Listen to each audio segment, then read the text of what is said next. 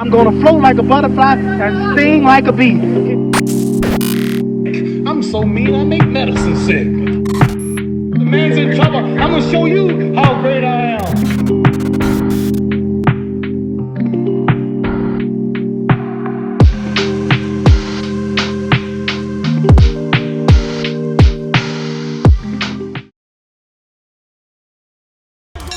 Ladies and gentlemen, here at Madison Square Garden, we go to the scorecards, and all three judges have the same score, 119 to 109.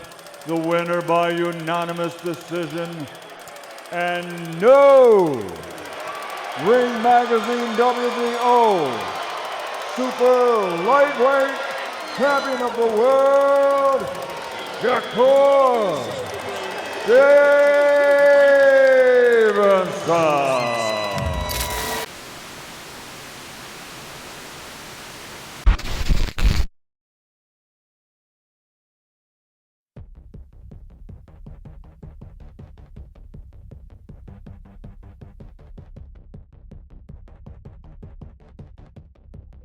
The height and reach differential isn't a wide measurement. Regardless, Teofimo Lopez was the taller man with the longer reach against Shakur Stevenson. In regards to reach, having the longer reach means that you have the advantage of sticking your opponent to the end of your lead hand. Your game may revolve around distance management, so having the skill and intelligence to be too far, too close, off left, and off right of your opponent is crucial to neutralizing their positioning. For the most part, this was not the case with Teofimo Lopez.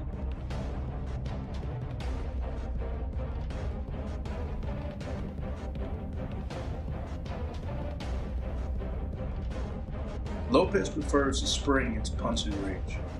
Springing is a term I use that describes a fighter that stays outside of punching range and utilizes footwork to close the distance in a dead zone.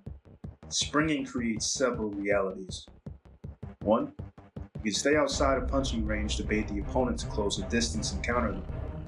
You can turn disengagements into feigned retreats by conditioning the opponent to believe they have more distance to cut, then plant your base to set up momentum counters when they advance to close the distance. 2. You can better manage your defense since you spend more time at a punching range until you are ready to attack or counterattack. 3. You can establish an in and out game where you contract and expand the distance on your turns when you are offensively ready.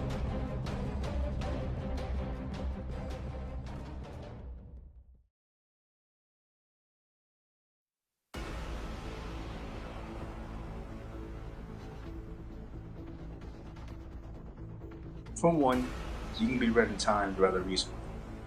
The only time you become a threat is when you step forward to cut the distance. A high-level opponent will note that your probes and feints in no man's land, aka the range where neither fighter can be hit without closing the distance.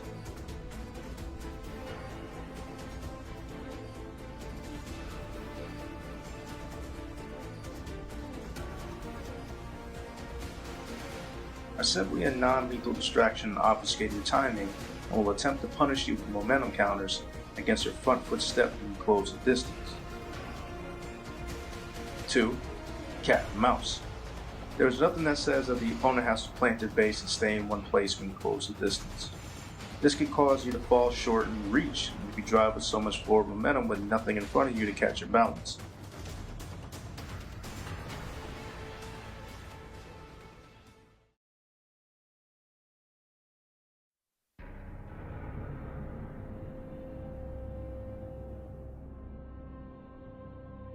Stevenson used reaction steps with high hand positioning to draw Lopez to attack and catch and counter over Lopez's falling jab.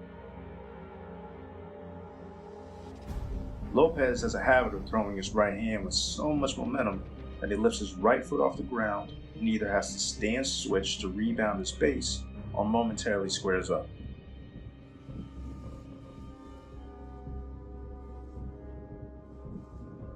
Lopez showed poor hand positioning discipline, predominantly in a low guard, then to a half guard, with an occasional reactionary high guard.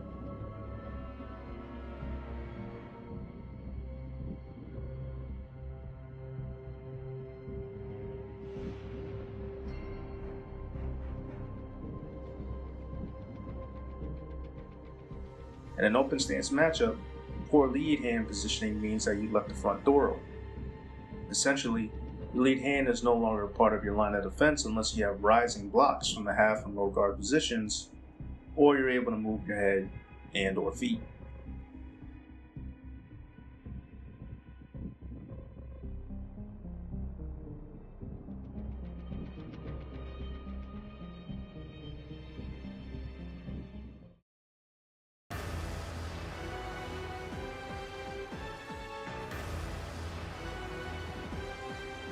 When Stevenson advanced, he did not do so recklessly. He understood that another part of Lopez's positioning is to force the opponent to come forward and counter the front foot step. Stevenson made sure to step directly to Lopez with proper initials. Feints, head, hand, and foot positioning were used before launching an attack, even if it was a single jab. Over time, Stevenson's confidence in the 50-50 grew. This was established by his hand positioning and his footwork.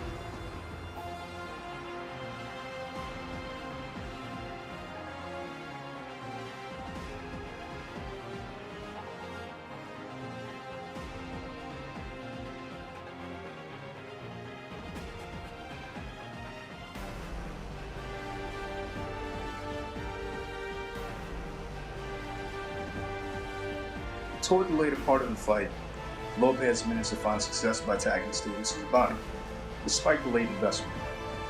Lopez managed to find these openings through several ways. 1. Follow up off the jab. 2.